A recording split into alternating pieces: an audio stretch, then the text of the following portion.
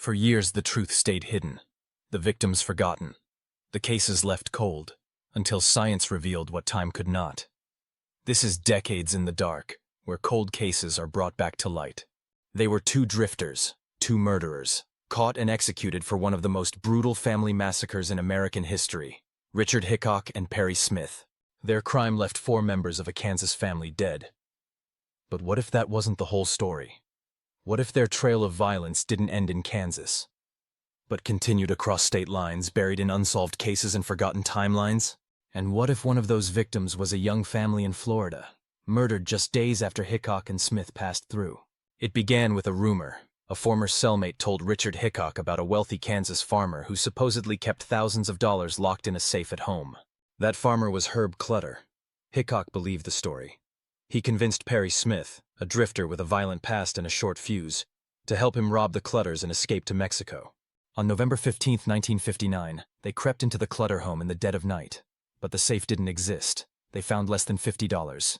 And still, they killed the entire family. Clutter was bound, his throat slashed, then shot in the head. Bonnie Clutter, his wife, was shot while lying in bed. Nancy, just 16, was found with a bullet to the back of her head. Kenyon, only 15, was murdered in the basement. They were tied up, silenced, executed. There was no sign of a struggle, no valuables taken, no fingerprints, no clear reason why it had to end in blood. Hickock and Smith were opposites in some ways, but together they were lethal. Hickock was the talker, outgoing, manipulative.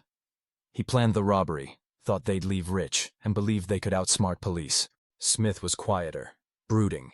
He played guitar, wrote poetry, and nursed lifelong resentments. He was the one who pulled the trigger. Later, he'd confess it was him who killed the Clutters. They met in prison and bonded over dreams of starting fresh. But when they got out, they didn't chase redemption. They chased death. After the Clutter murders, Hickock and Smith hit the road. They drove west, burned through what little money they had, hitchhiked, pawned stolen items, slept in their car, stayed just long enough to stay invisible. By mid-December, their trail had led them through Texas, Louisiana, and into Florida. In Sarasota, a used car dealer remembered 2 men trying to trade their car for a newer model. Their story didn't add up. A waitress later said she served them both breakfast. Their behavior? Polite, but off. Jumpy. They were passing through, drifting. And just miles away, a second family was about to be destroyed. Saturday, December 19, 1959. Osprey, Florida. Cliff Walker worked at a local ranch. He was 25 years old. His wife Christine was 24, a full-time mother with a soft voice and gentle presence. Their son Jimmie had just turned 3. Their daughter Debbie was 18 months old and had recently started walking. They were a young family, ordinary, happy, and hopeful. Christmas was just days away. That morning, Christine took the kids shopping at a local department store. They returned home before 1:00 p.m. Sometime that afternoon, the nightmare began. Christine was sexually assaulted and shot in the head. Her body was found partially undressed in the bedroom. Debbie, the baby, was drowned in the bathtub, or possibly shot. Jimmie was killed with a close-range shot to the head. Cliff likely arrived home around 4:00 p.m. His body was found near the entrance, still in his work clothes. He had been shot twice, once in the face, once in the head. Inside the home, the scene was grim. A blood-stained magazine lay on the bed. A used tissue suggested the killer had tried to clean up. Bloody boot prints tracked through the house. A single shell casing rested near Cliff's body. Christine's wedding ring was missing. The television, Cliff's wallet, and wrapped Christmas presents remained untouched. It didn't look like a robbery, at least not one driven by money. Nothing was taken, except the ring. Some believe it was kept as a trophy. There were no signs of forced entry. No one heard screams. Just a family, erased in a single afternoon. The Walker murders shattered the peace in Osprey. Doors that had never been locked were bolted shut. Parents kept their children home. Fear spread faster than facts. Law enforcement worked the case aggressively. Over 500 people were interviewed. Dozens of tips were chased. But nothing stuck. Behind the scenes, a theory gained momentum. Richard Hickock and Perry Smith had been in the area. The crime matched their style. The brutality, familiar. The randomness, almost identical.